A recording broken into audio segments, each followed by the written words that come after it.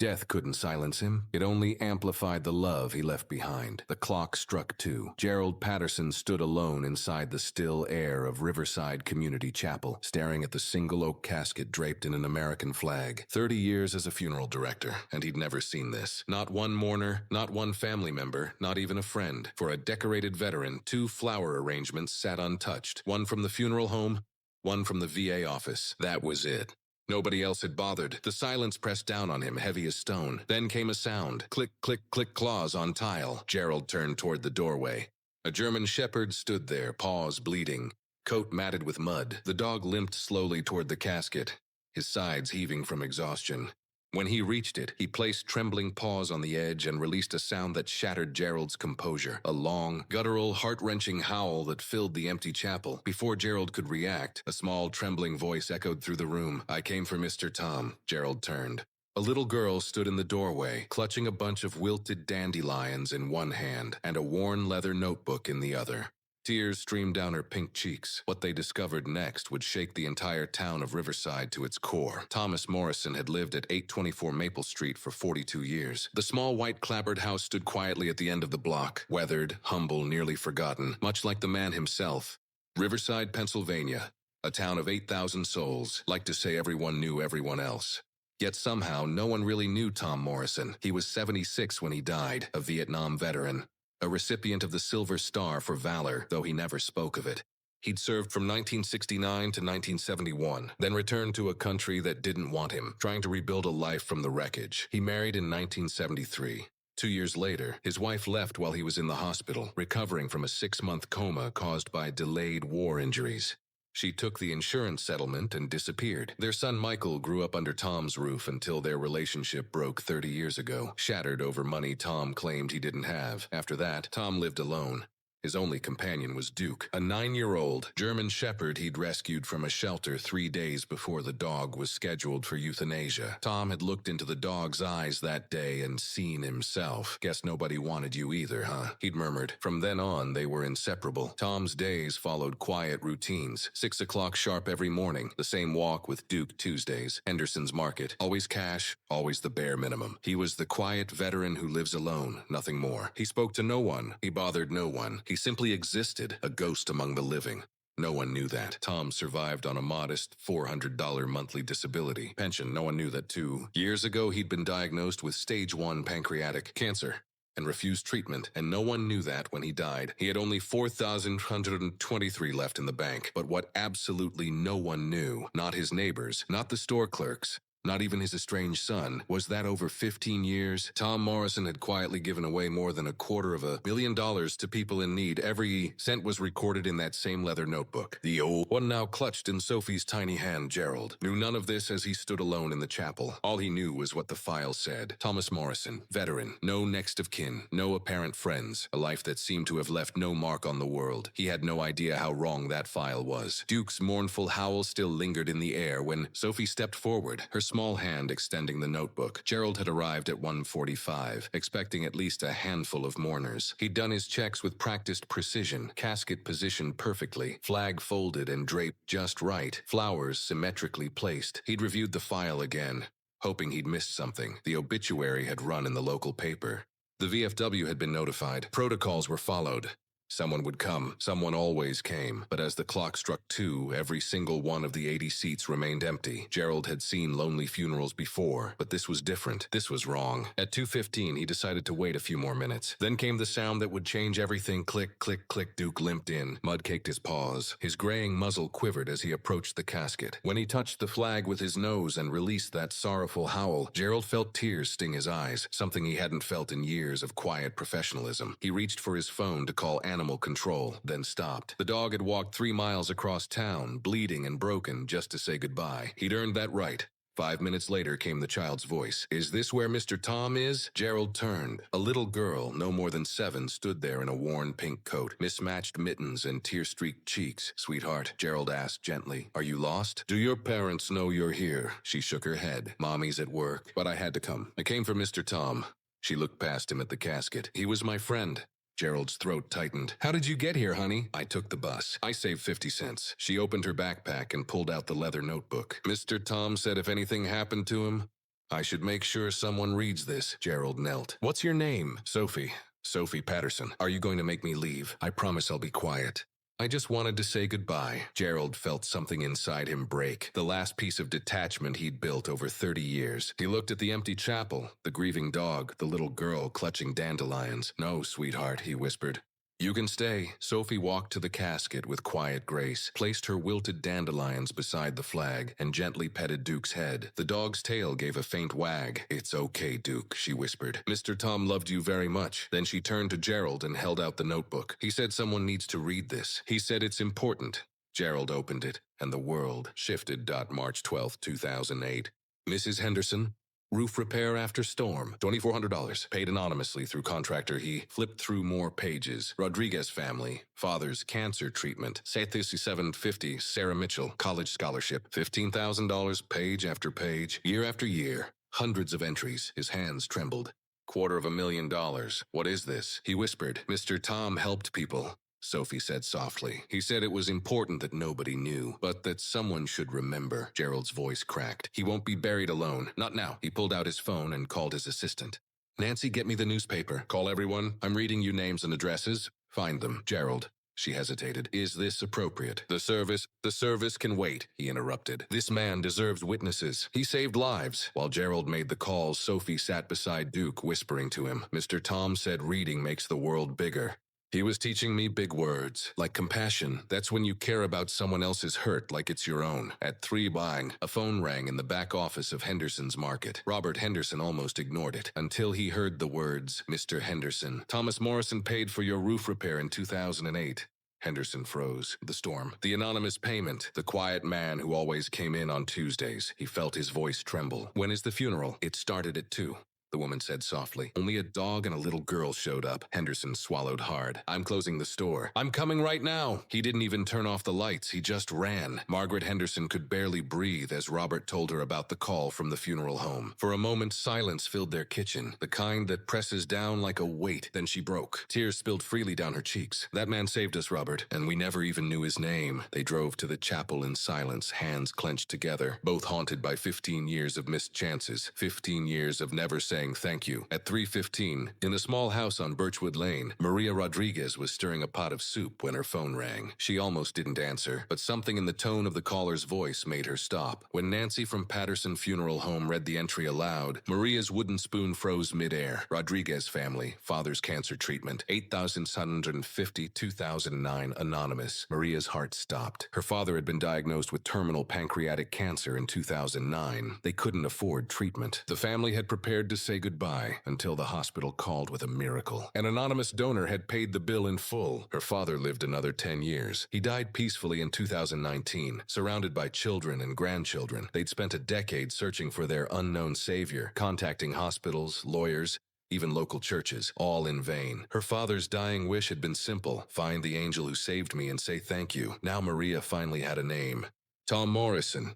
A name she didn't recognize, a face she'd probably passed on the street without a glance. She called her siblings immediately. I found him, she said through sobs. The man who saved Papa. Within 15 minutes, 4 Rodriguez siblings, their spouses and their children were in cars, headlights piercing the early evening light, racing toward Riverside Community Chapel. By 3:35, the story was no longer confined to the chapel walls. Rebecca Martinez, a local news reporter scanning emergency channels for weekend stories, caught an unusual dispatch. Funeral home requesting community assistance for veterans' burial. Something about the phrasing caught her attention. She called Patterson Funeral Home, spoke to Nancy, and listened in stunned silence. By 3:40, Rebecca's article was live. Veterans' funeral attended only by dog and 7-year-old girl. Notebook reveals lifetime of anonymous charity. The accompanying photo showed Duke, the mud-streaked German shepherd, resting his head on the casket draped in the flag, and Sophie, the little girl with wilted dandelions in her hand. By 3:45, the story had 100 shares. By 3:50, 500. By 4 so. It had gone viral across Pennsylvania. Over 2,000 shares and climbing. Gerald's phone wouldn't stop ringing. Nancy looked up from her desk, breathless. "They're all calling," she said. "People saying they recognize names from the notebook. People saying they're coming." "Gerald, we're going to need more space." At 3:45, the chapel doors opened. Robert and Margaret Henderson entered quietly. Robert's legs nearly gave out as he approached the casket. He placed his trembling hand on the polished oak and whispered, "I'm sorry. I'm so sorry. I didn't know. Thank you for saving us." Duke, sitting loyally by the casket, lifted his eyes and gave a soft wag of his tail, as if acknowledging the man's grief. Nearby, Sophie sat cross-legged on the floor, her small hand resting on Duke's back. "Mr. Tom said grown-ups don't always see what's in front of them," she said softly. "But it's okay. He said everyone's just doing their best." Her innocence pierced through the sorrow, like sunlight through clouds. At 3:50, the Rodriguez family arrived. 8 people, 3 generations. Maria didn't make it halfway down the aisle before breaking down completely. "Thank you," she sobbed. "You gave us 10 more years with our father. 10 more years. How do we ever thank you for that?" By 4:00, 20 people filled the chapel. By 4:10, 50. Gerald opened the overflow room, setting up extra chairs. He'd never seen anything like it in 30 years. A funeral that began in silence and was now filling with life. By 4:20, more than 100 people crowded into every available space. The once empty chapel pulsed with emotion, sorrow, gratitude, awe. At 4:05, a young woman entered wearing scrubs beneath a winter coat. She clutched a framed nursing diploma to her chest. "Sarah Mitchell," she whispered when Gerald asked her name. When he read her entry aloud, she collapsed into a pew. Sobbing, "Anonymous scholarship, $15,000, 2012-2016. I was 17. She said through tears. "My mom raised me alone. We had nothing. I'd given up on college. Then this scholarship came out of nowhere." The application asked for just one essay. Describe a time you helped someone without recognition. She held up her diploma. "I became a nurse because that essay made me think about service, about compassion. I thought it was a foundation testing our values. But it was him, a man who lived on nothing, who gave me everything." Sarah approached the casket, placed her diploma beside the dandelions, and whispered, "I save lives now because you saved mine. I'll spend the rest of my career trying to be worthy of what you did." Gerald scribbled in the notebook margin. Tom's investment multiplied into decades of healing. At 4:15, an entire family entered, David and Jennifer Miller with their 3 grown children. Henderson recognized them immediately. "The Miller family," he murmured, reading from the notebook. "Christmas 2011, won $200. Groceries and toys." David's voice shook. "We were 3 days from homelessness. It was December 20th. I couldn't even buy my kids Christmas gifts. Then, that morning, there were bags of groceries on our porch, wrapped presents for each child. We thought it came from the church." Jennifer wiped tears from her cheeks. "It gave us hope to keep going. That hope saved us. We made it a tradition. Every Christmas we help another family anonymously because someone once did it for us." Their eldest son stepped forward. "We've been paying it forward for 12 years. We thought we were honoring a charity, but we were honoring him." Gerald took a deep breath. "I sent someone to check Tom's house," he said softly. "We found his calendar from that December. 3 days were marked with one word: fast." Gasps rippled through the room. "Tom went without food for 3 days before your Christmas. To save money for your gifts?" Gerald's voice wavered. "And we found something else. Duke's food diary from the vet. Duke gave Tom half his food that week." Jennifer Miller's knees buckled. Her husband caught her as she whispered, "He starved himself for us." Their daughter fled the chapel in tears, the sound of retching echoing down the hall. The weight of the truth was unbearable. At 4:20, an elderly man in uniform entered, his medals gleaming against the dark fabric. Robert Mitchell, 76, a Vietnam veteran. Gerald found the entry PTSD treatment program, $5,000. 2015, Robert froze mid-step. "That was me," he whispered. "He paid for my therapy." His composure shattered. "I came home from Vietnam and hid for 40 years. I was drowning, waiting for help. Then an anonymous payment came through. It saved my life." He approached the casket, tears streaming down his face. "We served in different units, but came home broken the same way." Trembling, he removed his Purple Heart and placed it on the casket. "You earned this more than I did. You kept fighting the war here, saving people while I hid." Nearby, Sophie stroked Duke's fur. "Mr. Tom said being good is simple," she whispered. "See someone who needs help, help them. You don't need a reason." Gerald heard her, and realized with stunning clarity that this 7-year-old girl understood Tom Morrison better than any adult in the room. By 4:30, more than 150 people filled the chapel. Gerald stood before them, notebook in hand. "Everyone deserves to know who this man truly was," he said, voice steady but thick with emotion. He began to read aloud, one entry at a time, one act of kindness after another. With each word, the town of Riverside, once indifferent, remembered what compassion truly meant, and for the first time in decades, Tom Morrison was no longer invisible. Did Tom know he was dying? Sophie asked quietly.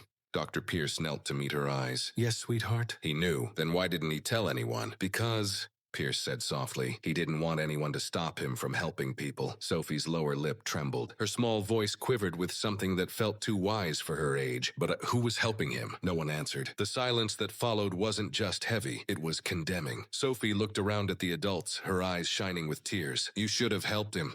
The words cut through the chapel like a blade. A 7-year-old's truth, pure and unfiltered, crushed everyone who heard it. At 5:15, a middle-aged woman stood up hesitantly. Her voice was fragile, barely a whisper. I need to confess something. She swallowed hard. My name is Janet Sullivan. I've been a cashier at Henderson's Market for 20 years. All eyes turned toward her. She couldn't bring herself to look at the casket. Tom came in every Tuesday for 15 years. I watched him count out exact change for everything, always the cheapest items, expired bread, dented cans. He never bought meat, never fresh vegetables.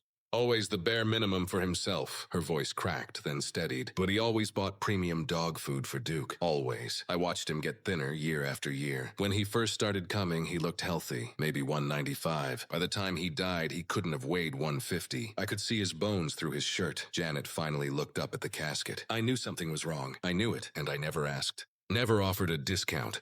Never slipped an extra item into his bag because I thought it wasn't my business. She wiped at her eyes angrily. I watched him starve in slow motion, and I did nothing. A murmur rippled through the room, guilt spreading like a contagion. An elderly woman rose next. Her voice trembled. I'm Patricia Wilkins. I lived next door to Tom for 15 years. She clutched a tissue in one hand. These old houses have thin walls. I heard everything. Duke whimpering at night when Tom had nightmares. His coughing fits that went on for hours. Sometimes I thought I heard him crying. Patricia's eyes darted around the room, meeting faces filled with shame. I never knocked on his door, not once. I saw his limp get worse every week these last 6 months, but I never offered him a ride. My excuse was that he wanted privacy. Her shoulders sagged. The truth is, I was too busy with my own life to care about his. The room was silent again, until a woman in a clerical collar stood up. I'm Pastor Elizabeth Hartman, she said softly. Riverside Community Church. Tom attended services from 1981 to 2015. 34 years. Sat alone in the front pew every Sunday. She pulled a small book from her bag, the church's attendance record. In 2015, he suddenly stopped coming. Policy says we follow up with missing members. We never did. His name went to the inactive list and no one noticed he was gone. Her voice cracked. We failed our shepherd while tending to the loud sheep. A man in a worn VFW jacket rose next, straightening his back despite the weight of shame. Commander James Walsh, Veterans of Foreign Wars, Post 447. He cleared his throat. Tom was a member from 1971 to 1985. When he stopped paying dues, we should have checked on him. That's policy. We didn't. We let one of our own disappear. The testimonies kept coming. A domino effect of regret. Medical systems, religious institutions, veteran support, community outreach. Each one had failed him.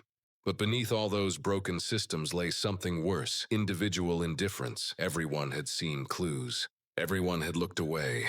Robert Henderson rose again, his face pale but his voice firm. We need to ask an uncomfortable question, he said. How many other Tom Morrisons are dying alone right now? How many people are we not seeing?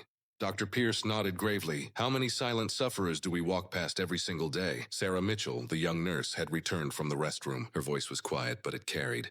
Are we only here because we feel guilty? Or because we actually care? Her question hung in the air, sharp as glass. Someone muttered defensively, we didn't know. Another voice shot back. We should have known. The signs were there.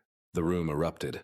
Arguments flared, voices rising, faces red with emotion. Some claimed systemic failure absolved individuals. Others insisted it was everyone's fault. The unity that had filled the chapel minutes earlier fractured into camps of blame and denial. Sophie watched from the front row, confusion in her innocent eyes. She looked at Duke. Why are they fighting? She whispered. Mr. Tom wouldn't want them to fight. The German shepherd pressed closer to her leg, releasing a low, sorrowful whine. The sound sliced through the tension like a siren in a storm. One by one, voices fell silent. The arguments died. The only sound left was Duke's quiet grief. Robert Henderson stood, his voice deep and steady. Stop, all of you. We're all guilty. Every single one of us. Accept it and fix it. No one argued. The silence returned, but this time it was different, heavy. A silence filled not with condemnation, but reflection. The clock read 5:30. More than 200 people filled the chapel now, with more still arriving. The reckoning had just begun. At 5:35, the back doors swung open. A man in a business suit entered, breathless and clutching a manila envelope. "I need to speak," he said urgently. "Please, people need to know this." Gerald nodded. "Go ahead. My name is Richard Chen. I'm the branch manager at Riverside Community Bank. I've been Tom Morrison's banker for 20 years. He opened the envelope, his hands trembling. "When a customer passes away, we review their account. Tom's final balance was $4,723. A hush fell over the room. "$4,700? Someone whispered. Chen shook his head slowly. "No, $47. Gasps filled the air. "I went through his history," Chen continued, voice cracking. "From 1981 to 2007, he saved normally, about $35,000. But in March 2008, everything changed. He started withdrawing large amounts of cash every month. 15 years straight, he'd deposit his VA check, about $1,400, then withdraw $1,100 immediately. His living expenses averaged $300 to $400 a month, $10 to $13 a day. He held up the records for all to see. I watched this happen for 15 years. I thought it was gambling. Or addiction. I judged him instead of asking. I failed him. The weight of his words filled the room. Chen swallowed. The total withdrawn over 15 years? $247,380. Matches the notebook exactly. He gave away everything.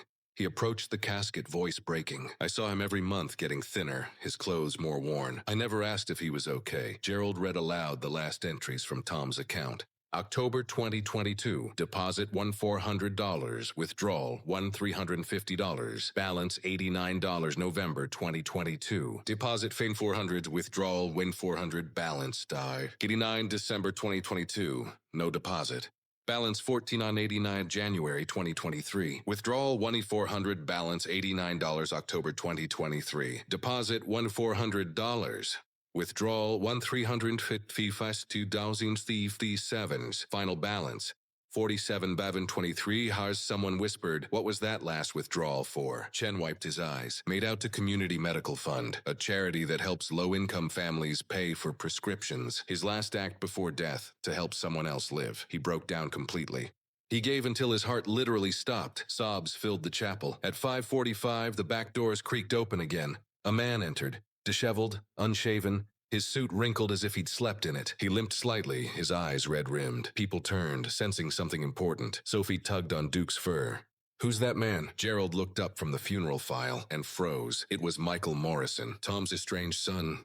The one who'd refused to come. Michael stood at the back, staring at the casket, his face carved with grief and guilt. He'd heard everything, the notebook, the withdrawals, the $40. Slowly, he began walking down the aisle. The crowd parted. Whispers followed him.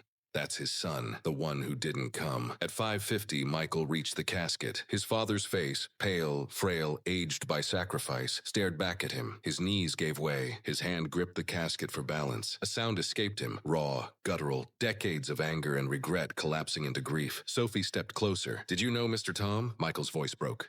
"He was my father. Then why weren't you here before?" He tried to answer Yawn, but no words came. Sophie tilted her head, her voice soft and sincere. "Mr. Tom talked about you sometimes. He said he loved you. He said he understood why you were angry. He said it was his fault." Michael shook his head, choking back tears. "No, it was my fault. He said you were the best thing he ever did," Sophie whispered. Michael's face crumpled. Gerald stepped forward, handing him the notebook. "You should see this." Michael flipped through the pages, name after name, donation after donation. Then he froze on one entry. James Morrison, college scholarship, $15,000 per year, 4 years. Anonymous. Michael's blood ran cold. "James, that's my son." The realization hit him like lightning. Tom hadn't refused to help his family. He'd given everything for the grandson he'd never met. Tears flooded Michael's eyes. "He gave it all to James, while I hated him for giving me nothing." He fell to his knees beside the casket. "You chose his future over my comfort. You chose education over real estate. I was too blind to see it." Gerald knelt beside him. "Michael, there's one more thing." He handed him a sealed envelope. "To Michael, if he ever comes." Michael opened it with shaking hands and began to read aloud through tears. "Son, if you're reading this, I'm gone, and you came. That's more than I expected. Thank you. I know you've been angry. I gave you reasons to be, but I never stopped loving you. When you asked for that money, I couldn't give it, because I'd already promised it. Promised to your future child, I kept that promise. I paid for James's college because I wanted you both to have what I couldn't give you, opportunity. I didn't want you to come back out of guilt. I wanted you to come back out of love. You never did. That's okay. Some wounds take longer to heal. I'm proud of you, son. Always was. Forgive me. But more importantly, forgive yourself. Life's too short for regret. By the time Michael finished, the entire chapel was in tears. The letter was short, trembling, and soaked in tears. I love you. I always will. Even now, even in death, a father's love doesn't end. It was signed simply, Dad. The words hit like a thunderclap in the still chapel. For a moment, time itself seemed to hold its breath. 200 people sat frozen in the pews, their faces ghostly under the soft amber light. Then came the sound, a choked sob, deep and guttural.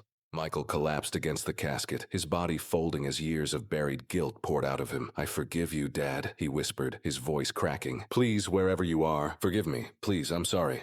I'm so sorry. I wasted 30 years of silence, of pride, and you still loved me. You still helped us. Why? His voice broke into a whisper. How could you still love me after what I did? The chapel walls seemed to absorb his words, the air trembling with grief too heavy to contain.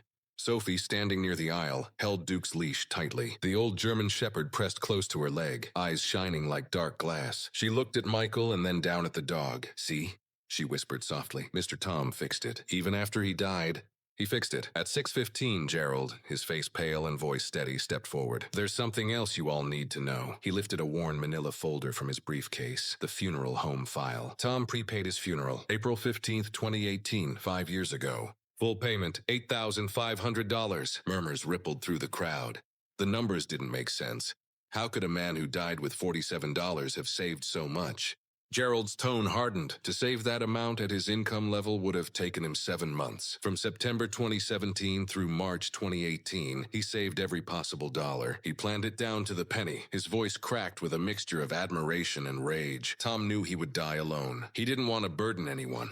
Not even in death. He held up a small handwritten note from the file. No fuss. If anyone comes, that's more than I deserve. The room fell silent again. Not the silence of shock this time, but of revelation. The kind that forces people to confront the mirror of their own conscience. A man who died with $47, Gerald continued softly, paid $8,500 to bury himself. He could have used that money for treatment, for warmth, for food, but he chose dignity in death over comfort in life. The crowd broke. Tears flowed freely. Henderson stood abruptly, his voice trembling. We have to do something. We can't let this be the end. Sarah Mitchell stood beside him. He gave us everything. We have to give back. From the third row, Maria Rodriguez was already on her phone. My family wants to help, she said. Tell us how. Henderson raised his voice. 5,000. I pledge 5,000 to start a fund in Tom's name. 2,000 from me, Sarah added. 5,000 combined from the Rodriguez family. Maria said quickly, the Miller family. 3,000, came another voice. Then Michael rose, still shaking but resolute. I'll match every dollar this room raises. My father gave me 50,000. I'm giving it all to continue his mission. The energy in the chapel shifted from despair to purpose. People shouted numbers, 500, 1,000, 50, whatever they could afford. Gerald's assistant, Nancy, scribbled frantically on a pad, her hands trembling. After 15 minutes, she looked up, her voice unsteady. 47,000 in pledges. A hush. 47,000. The same number that had defined Tom's poverty now symbolized his legacy. With Michael's match, Nancy continued, that's 94,000. Gasps, applause, tears. The poetry of the moment wasn't lost on anyone. $47 multiplied 1,000-fold. Proof that even the smallest life, the quietest soul, could create ripples beyond death. Sarah Mitchell rose again, her face shining with conviction. Let's make this permanent. The Thomas Morrison Foundation for Community Care. We continue his work, helping people in need. Medical bills, food, housing, education, all anonymous, just like he did. The room erupted in applause. People stood clapping, crying, pledging their help.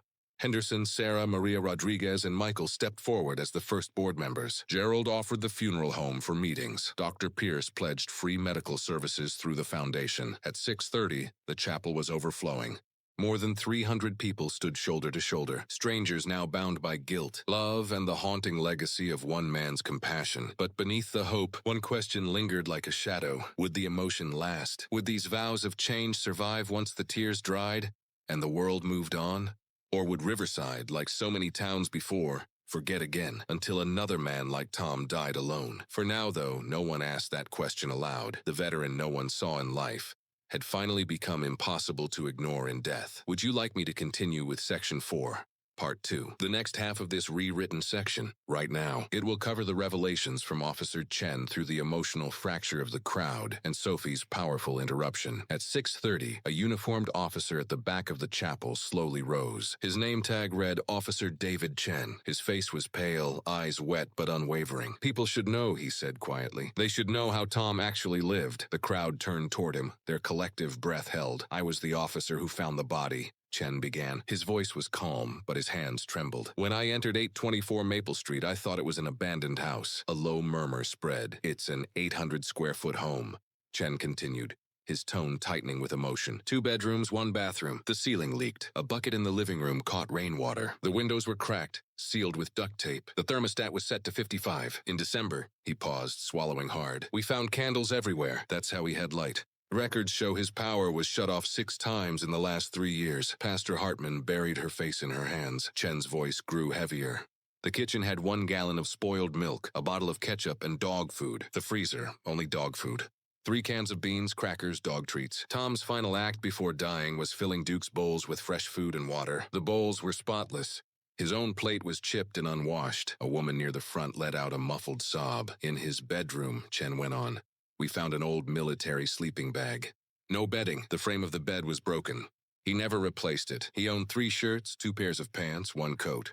Patched 30 times. His shoes had holes through the soles. He lined them with cardboard." He stopped, his voice nearly cracking. "Duke slept beside him every night. That's how Tom survived winter. The dog's warmth kept him alive." Dr. Pierce, unable to contain himself, stood abruptly and walked out of the chapel. They heard him retching outside. Chen took a deep breath, steadying himself. The second bedroom was something else. He'd turned it into a command center for kindness. Gasps rippled through the room. A folding table for a desk. A broken chair propped with books. On the wall, a map of Riverside dotted with colored pins. Each pin was a person he'd helped. He held up photos on his phone for the nearest rows to see. The shaky images of a humble room filled with cardboard boxes, each labeled with names and dates. He tracked them all. Sarah Mitchell's nursing school graduation. Henderson's business anniversary. The Rodriguez family's obituary. The Miller Kids Awards. He followed your lives, celebrated your successes, mourned your losses, all from a distance. Sarah's sobs filled the air. Henderson covered his face with his hands. On his wall, Chen continued, were photographs taken from far away with an old camera. Tom watching the people he'd helped, smiling faintly but never approaching. Always the outsider. The silence was suffocating, and then, Chen said quietly, "The bathroom." His voice faltered. Over-the-counter pain meds, Tylenol, Advil, no prescription. He had cancer. Late stage. He managed the pain himself with heating pads and willpower. Gasps, hands clutched mouths. So we found his journal. Every day he rated his pain, 8 out of 10 for the last 6 months. He was bleeding internally. The last week of his calendar had skull symbols drawn on it. He knew death was coming. Chen's voice broke. The final entry said 3 words. Duke, food, love. That's what he chose to write before dying. A sound tore through the room. Michael, his grief uncontainable, his body shaking against the pew. At 6:50, Dr. Lisa Wong, a veterinarian, rose from the crowd. "I examined Duke earlier," she said softly. "He's severely dehydrated. Malnourished, his paws torn from the 3-mile walk he made to reach the cemetery. But there's more." She held up medical papers. "Normal weight for a German Shepherd like Duke is 85 pounds. He's 72. He's lost 13 pounds over the last 8 months, the same time Tom's health declined." Her voice trembled. "Duke was sharing his food with Tom. We found evidence in the house, half-empty bowls. Tom thought Duke wasn't hungry, but Duke was feeding him. He was starving himself to keep his friend alive," Sophie gasped, clutching Duke tightly. "He was keeping Mr. Tom alive," she whispered. Dr. Wong nodded. "Yes, they saved each other. Tom rescued Duke from euthanasia in 2014. Duke returned that gift every day, giving warmth, food, even alerting neighbors when Tom had seizures. Their love was mutual survival." Michael stood abruptly, his grief turning to resolve. "Duke is coming home with me. My father loved this dog, and I'll make sure he's cared for. I won't let him die alone, too." Sophie looked up, her eyes wide. "Can I visit him?" Michael knelt to her level. "Anytime you want. My door is always open." Dr. Wong's tone softened. "Duke is 9 years old. Without companionship and purpose, he might not survive long. Dogs can die of grief. He needs love to live." Michael nodded firmly. "He'll have that, I promise." At 7:00, Pastor Hartman rose again, her face pale, voice trembling. "I need to confess something shameful." She held up church records. "Tom attended our church for 34 years. When he stopped coming in 2015, I looked into why we never followed up." Her hands shook. "We never called because Tom never tithed. Our system tracks big donors. We send them thank yous, plaques, attention. Tom had nothing to give, so we gave him nothing in return. Her voice cracked. We failed him. We failed our faith. A murmur of guilt swept through the crowd. Then a woman rose near the back. I'm Karen Rosewood, principal of Riverside Elementary. Tom volunteered with our reading program for years. When budget cuts ended it, he asked to stay. We said no, liability issues. But I discovered something. Every year since then, our supply closet received anonymous donations, thousands in supplies for kids who couldn't afford them. Her voice broke. We kicked him out and still took his money without knowing it was his. By 7:10, the chapel was chaos outside its walls. TV crews had arrived, pressing cameras to the windows. You want clicks, Gerald snapped when he confronted them. You don't care about Tom, you care about content. But the damage was done. Within an hour, videos went viral. Dog mourns dead owner, little girl cries at veteran's funeral. Millions of views, millions of misunderstandings. Inside, anger replaced grief. Younger attendees accused the older ones of neglect. Older ones snapped back about self-reliance and pride. The unity of earlier moments began to fracture. Maybe Tom chose this life, someone muttered. Maybe he wasn't a hero, maybe he was sick. Dr. Pierce re-entered, his face pale but defiant. He wasn't sick. He was sane. He chose compassion. Don't call that madness, but another voice rose. He had a son, a grandson. Shouldn't family come first? Michael's voice cut through the storm. Don't you dare, he growled, his tone raw. He gave to strangers because I refused his love. He helped others because I rejected him. Don't twist his sacrifice into weakness. The arguments continued. Saint or fool, society or self. The chapel filled with the uneasy hum of a truth no one wanted to face. Then a small voice pierced the noise. Sophie climbed onto a chair, holding Duke's leash tight. Stop it, she cried. Mr. Tom wouldn't want this. He said grown-ups spend too much time blaming and not enough time fixing. He said, see problem, fix problem. Don't wait for someone else. The room fell still. She looked around, tears streaking her cheeks. All of you are fighting. Mr. Tom would be helping someone right now. Duke gave a soft whine, as if agreeing. Henderson stood, voice heavy with humility. She's right. We're doing it again, talking instead of acting. We're debating loneliness instead of ending it. Sarah Mitchell nodded. But will we really change, or will we just move on? The question hung in the air, fragile and unanswerable. At 7:15, over 300 people stood in that tiny chapel, united by grief, divided by truth, and uncertain whether they'd truly learned anything at all. Tom Morrison had finally been seen, but whether his death would transform the living, that was a question time alone could answer. The tragedy wasn't that Tom Morrison died alone. The tragedy was that 300 people filled a chapel now, too late for it to matter. The tragedy was that it took death, his death, but to make him visible. And the most haunting question of all hung in the thick stillness. How many other Tom Morrisons are out there right now, dying in silence, waiting to be noticed? How many men and women sit behind paper-thin walls in forgotten houses, with no one to knock, no one to ask, no one to care?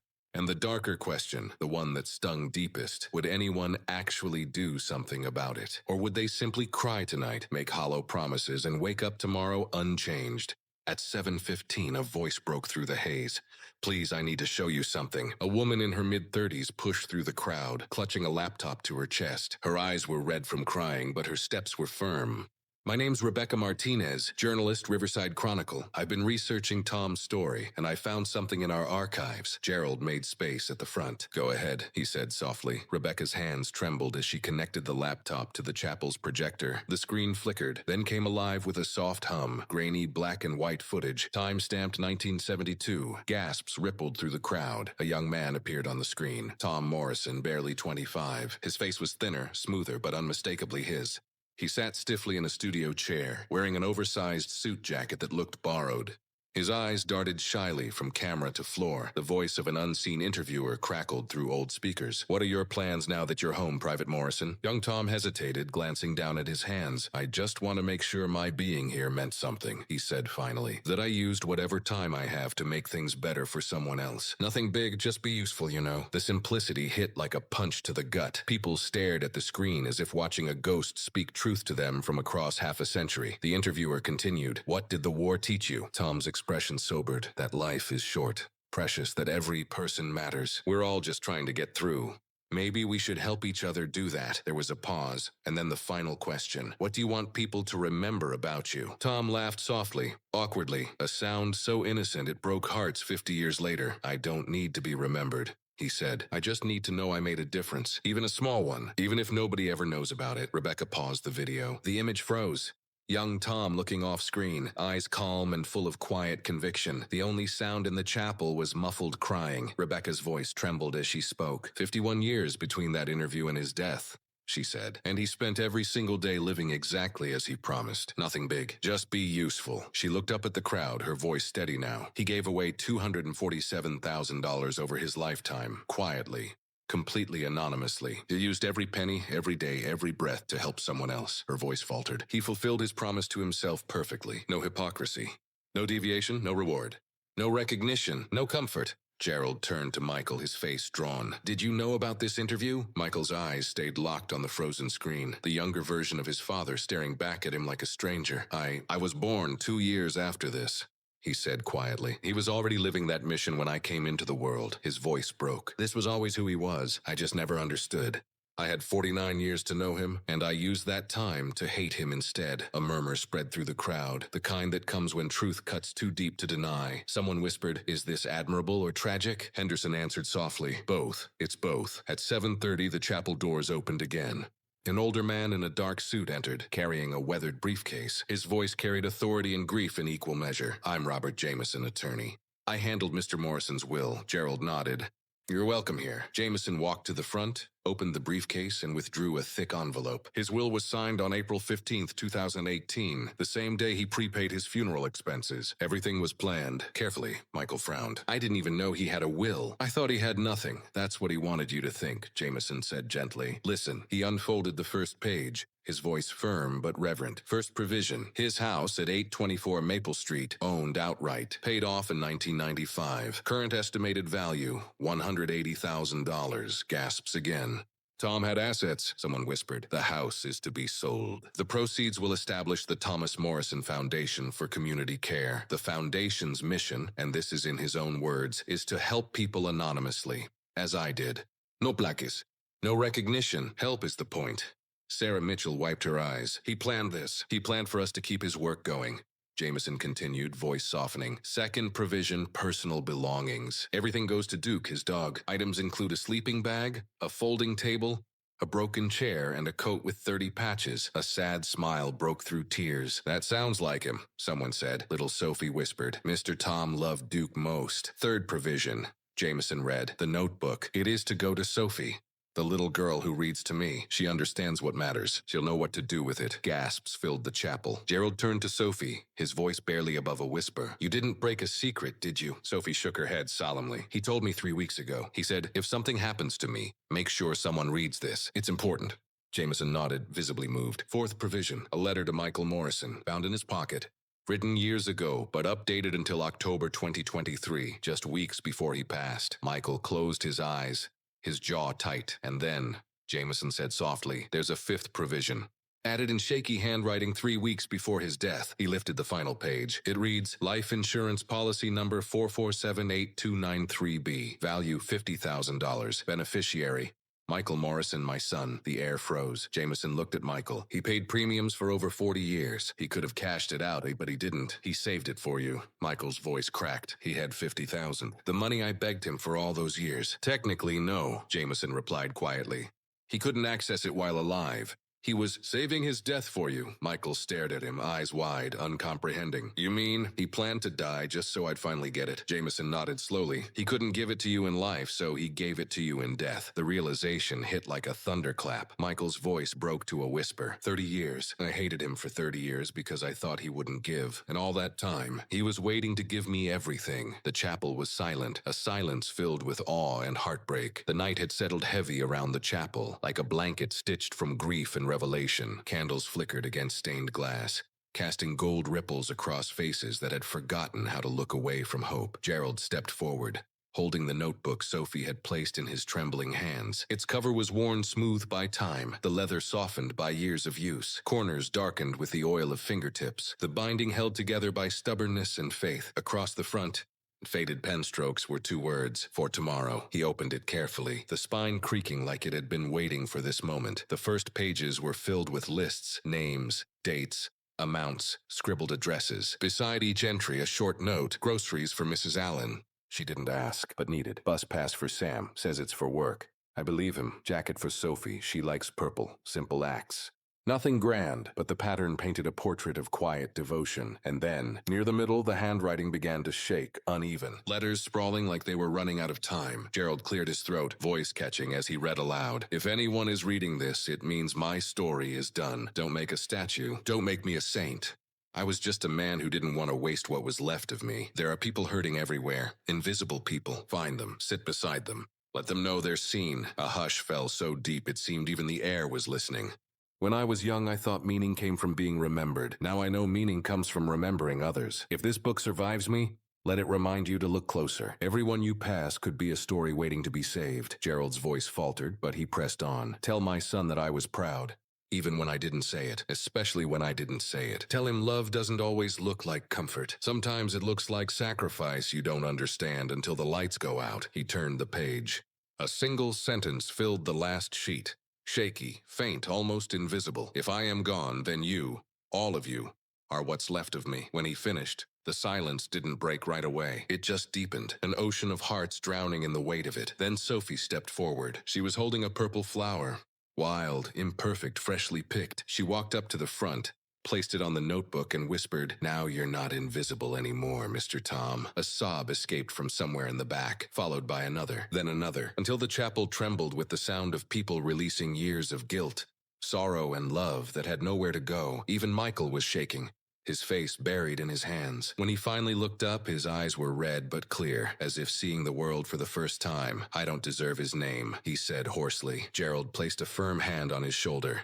"Then earn it now." The words hung between them like a vow. Outside, the wind picked up, a restless whisper through the trees. It rattled the chapel doors like something unseen wanted to come inside. Rebecca, the journalist, wiped her cheeks and stood. "His story needs to be told," she said softly. "Not to make him famous, but to wake people up. The world needs to know there are still hearts like his beating quietly in the dark." Sarah nodded. "We'll start with the foundation, but not just paperwork and meetings. Something living, something that walks the streets he walked."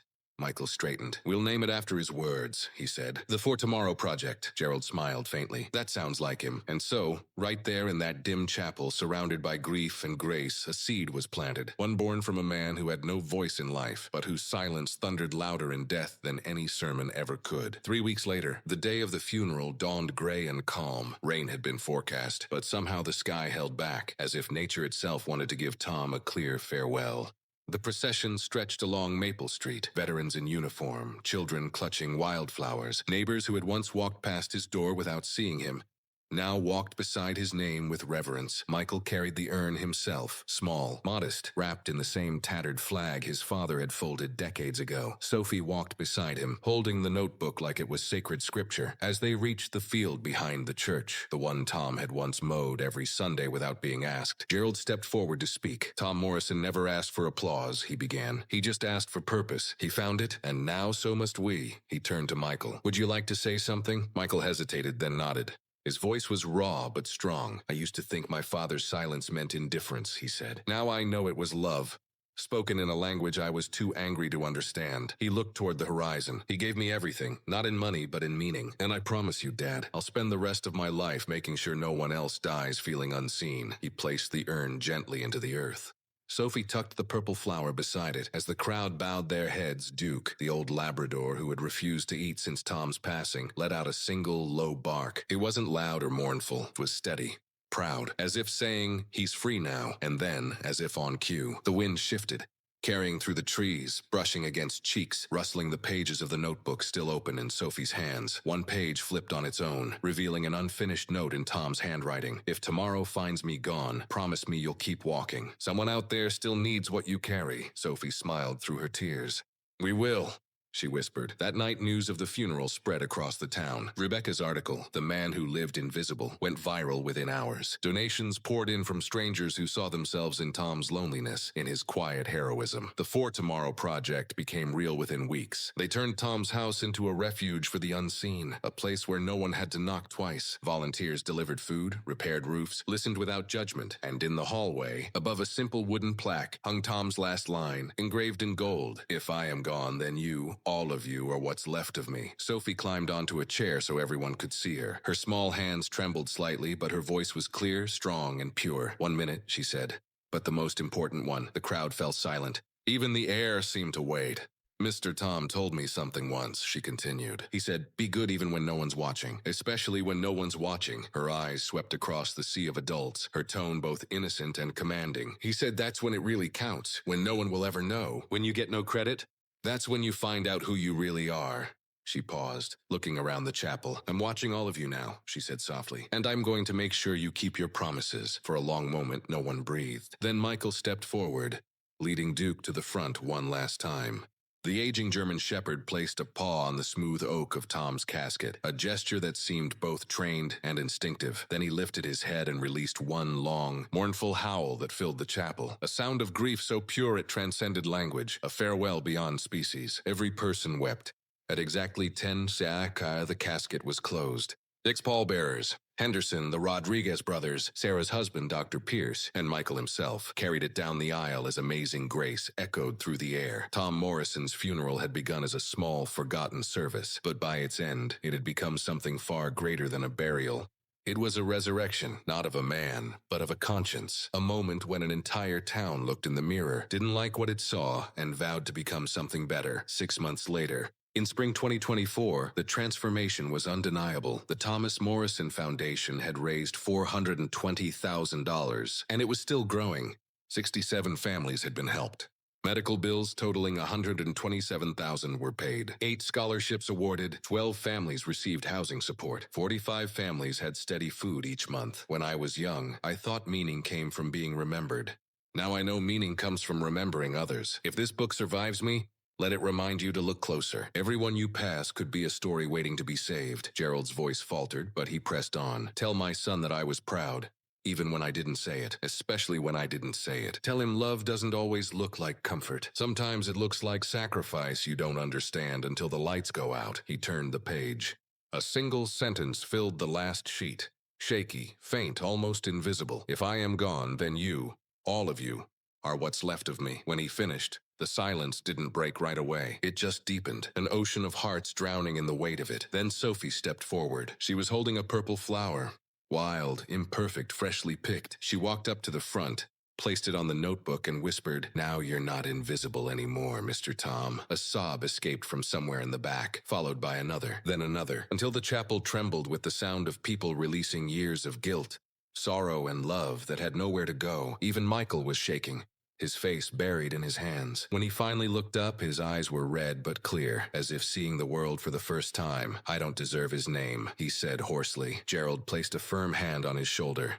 "Then earn it now." The words hung between them like a vow. Outside, the wind picked up, a restless whisper through the trees. It rattled the chapel doors like something unseen wanted to come inside. Rebecca, the journalist, wiped her cheeks and stood. "His story needs to be told," she said softly. "Not to make him famous, but to wake people up. The world needs to know there are still hearts like his beating quietly in the dark." Sarah nodded. "We'll start with the foundation, but not just paperwork and meetings. Something living, something that walks the streets he walked." Michael straightened. "We'll name it after his words," he said. "The For Tomorrow Project." Gerald smiled faintly. "That sounds like him." And so, right there in that dim chapel, surrounded by grief and grace, a seed was planted. One born from a man who had no voice in life, but whose silence thundered louder in death than any sermon ever could. 3 weeks later, the day of the funeral dawned gray and calm. Rain had been forecast, but somehow the sky held back, as if nature itself wanted to give Tom a clear farewell. The procession stretched along Maple Street, veterans in uniform, children clutching wildflowers, neighbors who had once walked past his door without seeing him, now walked beside his name with reverence. Michael carried the urn himself, small, modest, wrapped in the same tattered flag his father had folded decades ago. Sophie walked beside him, holding the notebook like it was sacred scripture. As they reached the field behind the church, the one Tom had once mowed every Sunday without being asked, Gerald stepped forward to speak. Riverside had changed. Not just in name, but in soul. Once quiet and divided, it now bore a new reputation. The town of kindness tourism increased as visitors came to see Tom's memorial. Rebecca Martinez's documentary, The Loyal Few, was in production. The story of one invisible man had reached millions through national headlines. CBS, NPR, The Times. But the most profound transformations weren't in headlines, they were in hearts. Michael Morrison quit his high-pressure real estate career to become the foundation's full-time, unpaid director. "I'm making up for lost time," he said simply. Duke lived with Michael, both healing, both carrying on Tom's quiet mission. Every week, Michael visited his father's grave, sitting cross-legged on the ground. He talked softly, updating Tom about the foundation, the community, and the lives changed. "I'm trying, Dad," he'd whisper. "I'm finally trying." Sophie, now 8 and in 2nd grade, became the foundation's youth ambassador. She spoke at schools about kindness and launched Sophie's Readers, a program where children read to elderly residents, just like she once read to Tom. Her mother, Laura, was healthy again, working, smiling, and volunteering at the foundation. Dr. Pierce founded the Tom Morrison Medical Fund, a free clinic treating patients regardless of their ability to pay. Other doctors joined him. The model spread across nearby towns. When Dr. Pierce later received Physician of the Year from the State Board, he declined. "Tom wouldn't have wanted it," he said. "The recognition belongs to the patients who survived because someone cared." And Duke, now 9.5, thrived. He was healthy, loved, and certified as a therapy dog. Every week he visited the VA hospital with Michael, comforting veterans. "Duke's living for both of them now," Michael often said. "He's still serving, just like Dad." 3 years later, November 16th, 2026, marked the 3rd anniversary of Tom's death. More than 500 people gathered at Riverside Community Cemetery for the annual memorial. It had become a town-wide tradition, a day to remember, reflect, and recommit. Tom's grave marker was simple as he wished. Thomas Morrison, 1947 to 2023, he gave everything. He regretted nothing. The foundation had reached new heights, $1.2 million raised. Over 300 families helped, and 12 towns across the state had started similar initiatives. Michael, now 52 with gray at his temples, stood beside Duke, who was older, but still dignified. Sophie, now 10, stood confidently at the podium, a young voice carrying an old soul. James Morrison, Michael's son, now 27, served on the foundation board, continuing the family legacy. Hundreds of families Tom once helped filled the cemetery, their lives living proof of one man's compassion. Sophie opened Tom's notebook, the same one found beside his bed years ago, and read aloud his final entry. "My life mattered because I made other lives matter." Then she looked up, her eyes shining. "Mr. Tom," she said softly, "we promised we'd remember. We promised we'd continue. Look around. We kept our promise." As the crowd dispersed, the sunset painted the sky gold. Michael stood before his father's grave, James beside him, Duke at their feet. He placed a hand on his son's shoulder. 3 generations united by one man's unseen love. "Dad," Michael whispered, "look what you started. You thought you'd die alone and forgotten. But you built a movement. You changed a culture. You saved a town from its own indifference." He placed a single flower on the grave. "I have years to make up for, but I'm trying. Every day I'm trying. And I'll keep trying. Until my last breath, just like you did." Sophie joined them, taking Duke's leash. "Mr. Tom told me once," she said, "that love is like a candle lighting other candles. His candle lit mine. Mine lit others. Now look, hundreds are burning because of him." She looked at Michael and James, smiling through tears. "That's what forever looks like." Duke gave a soft sound, not quite a bark, not quite a whine, something deeper. Michael knelt and hugged the old dog. "You miss him too, don't you, boy?" he murmured. "But look around. He's everywhere now.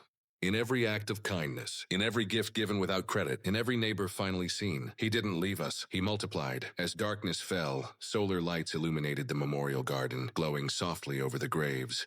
Each veteran's resting place bore fresh flowers, a new tradition ensuring no one was ever forgotten. Riverside had changed. Forever, the Neighbor Check program had become instinctive. The foundation thrived in Tom's renovated house, its windows glowing with warmth.